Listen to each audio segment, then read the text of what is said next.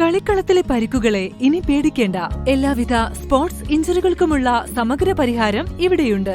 ABC orthopaedic hospital, near Kairali theatre, Calicut road, Manjeri. കേരളത്തെ ലോകത്തിന്റെ മുന്നിൽ അടയാളപ്പെടുത്തപ്പെടുന്ന വൻകിട വികസന പദ്ധതികളും ഏറ്റവും സാധാരണക്കാരായ മനുഷ്യർക്ക് ജീവിതത്തിൽ അനുഭവവേദ്യമാവുന്ന ക്ഷേമ പദ്ധതികളും ഇത് രണ്ടും സമന്വയിപ്പിച്ചുകൊണ്ടാണ് കേരളം മുൻപോട്ട് പോകുന്നത്.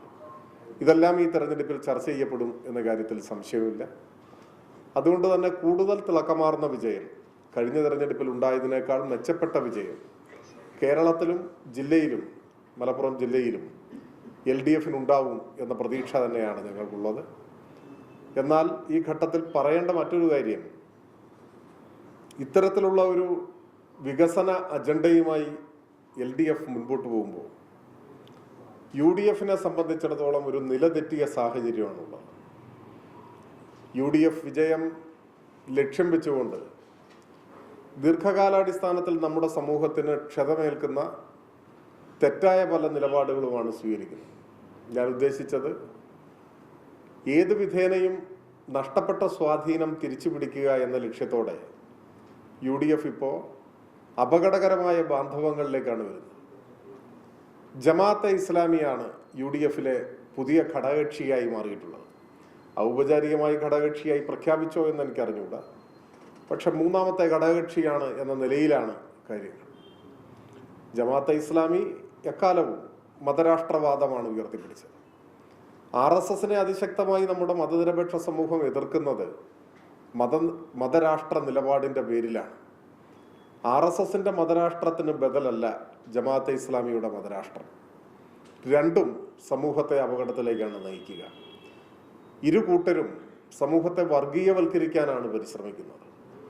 അപ്പോൾ ഈ വർഗീയ താല്പര്യങ്ങളുമായി UDF ഔപചാരികമായി തന്നെ ബന്ധപ്പെടുകയാണ്, ബാന്ധവത്തിലേർപ്പെടുകയാണ്. ഇപ്പോൾ പാറശാലയിൽ നിന്നൊരു വാർത്ത വന്നു. അവിടെ RSS-ന്റെ നേതാവായ ബേബി കുമാർ, അദ്ദേഹം RSS-ന്റെ 100ാം വാർഷികത്തോടനുബന്ധിച്ച് ഇക്കഴിഞ്ഞ ഏപ്രിൽ അവരുടെ പഥസഞ്ചലനത്തിൽ അവരുടെ ഔദ്യോഗിക യൂണിഫോമിൽ നേതൃത്വം കൊടുത്ത മുഴുവൻ സമയ RSS പ്രവർത്തകനാണ്. അദ്ദേഹമാണ് പാറശാലയിൽ കൈപ്പത്തി അടയാളത്തിൽ ഇപ്പോൾ മത്സരിക്കുന്നത്. അപ്പോൾ RSS-മായി ഇങ്ങനെയുള്ള പ്രാദേശിക നീക്കുപോക്കുകൾ തെക്കൻ കേരളത്തിൽ ഉണ്ടാവുന്നു. കേരളത്തിൽ മൊത്തത്തിൽ ജമാഅത്തെ ഇസ്ലാമിയെ മുന്നണിയിലെടുത്തു എന്ന നിലയിൽ ഒരുമിച്ച് മത്സരിക്കുകയും ചെയ്യും. ഇതെല്ലാം മതനിരപേക്ഷ സമൂഹത്തിന് പരിക്കേൽപ്പിക്കുന്ന നടപടികളാണ്. പക്ഷേ കേരളത്തിലെ മതനിരപേക്ഷവാദികളായ വോട്ടർമാർ ഇത്തരം തെറ്റായ നിലപാടുകളെ സ്വീകരിക്കില്ല എന്ന് തന്നെയാണ് ഞങ്ങൾ പ്രതീക്ഷിക്കുന്നത്. മതനിരപേക്ഷത സംരക്ഷിക്കപ്പെടണം. നാടിൻ്റെ സമാധാന അന്തരീക്ഷം എക്കാലവും നിലനിൽക്കണം. ജനപക്ഷ വികസന കാഴ്ചപ്പാടുകൾ കൂടുതൽ ശക്തിപ്പെടണം. പ്രാദേശിക വികസനം കൂടുതൽ ഊർജിതമാവണം. ഈ ഒരു കാഴ്ചപ്പാടാണ് ഈ തെരഞ്ഞെടുപ്പിൽ LDF പൊതുവിൽ മുൻപോട്ട് വെക്കുന്നത്.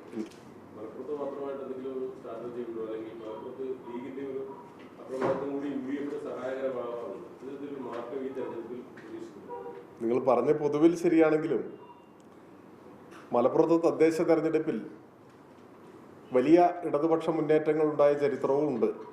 ഇപ്പോൾ ഒരു കാലത്ത് ജില്ലയിലെ മുഴുവൻ മുനിസിപ്പാലിറ്റികളും ഇടതുപക്ഷം തിരഞ്ഞെടുക്കപ്പെടുകയുണ്ടായി. നമ്മുടെ ഈ മലപ്പുറം ജില്ലാ കേന്ദ്രത്തിലെ മലപ്പുറം ഉൾപ്പെടെ എല്ലാ തെരഞ്ഞെടുപ്പിലും ആ നേട്ടം ആവർത്തിക്കാനൊന്നും സാധിച്ചിട്ടില്ല. എന്നാൽ സാഹചര്യങ്ങൾ, രാഷ്ട്രീയ സാഹചര്യങ്ങൾ പൊതുവിൽ അനുകൂലമായി വരുന്ന സമയത്ത് മലപ്പുറത്തും വലിയ മാറ്റങ്ങൾ ഉണ്ടാവും എന്നുള്ളതാണ് നമ്മുടെ അനുഭവം.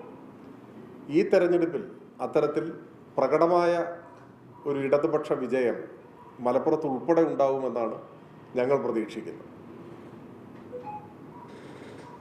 ജമാഅത്തെ ഇസ്ലാമിയുടെ കാര്യം പറഞ്ഞു, അതിനെ കോൺഗ്രസ് അല്ലെങ്കിൽ UDF വർഗീയ നിലപാടുകളായിട്ട് CPM അഭിപ്രായം ഉണ്ടാവും, അല്ലെങ്കിൽ വർഗീയതയിലേക്ക് കടക്കുകയാണെന്നാണ് അന്ന് ഗോവിന്ദമാഷ് പറഞ്ഞത്. കോൺഗ്രസ് എങ്ങനെ പ്രതിരോധിക്കുന്നത്? കോൺഗ്രസ് പ്രതിരോധിക്കുന്നത് ഇതിനു മുമ്പും കൂട്ടുകാരും രാഷ്ട്രീയ സഖ്യമില്ല, തെരഞ്ഞെടുപ്പിലെ പ്രാദേശിക നീക്കുപോക്കാണെന്നൊക്കെയാണ് കോൺഗ്രസും ലീഗും പറയുന്നത്. ലീഗിന്റെ സെക്രട്ടറിയുടേതായ ഒരു സ്റ്റേറ്റ്മെന്റ് കഴിഞ്ഞ ദിവസം ഞാൻ കണ്ടു. അദ്ദേഹം, എനിക്കത് മനസ്സിലായിട്ടില്ല, അദ്ദേഹം ഉപയോഗിച്ച വാചകം തെരഞ്ഞെടുപ്പ് ധാരണയില്ല, നീക്കുപോക്ക് മാത്രം അല്ലേ, അങ്ങനെയാണ് മീഡിയ റിപ്പോർട്ട് ചെയ്തത്. സത്യത്തിൽ ധാരണയും നീക്കുപോക്കും ഒന്ന് തന്നെയാണ്. ചില ഘട്ടത്തിൽ പറയാറുണ്ട് സഖ്യമില്ല ധാരണ എന്നൊക്കെ പറയാം. പക്ഷെ അദ്ദേഹം പറഞ്ഞത് ഇങ്ങനെയാണ്, എന്താ ഉദ്ദേശിച്ചതെന്ന് അറിയില്ല. എന്നാൽ വസ്തുത അതല്ല.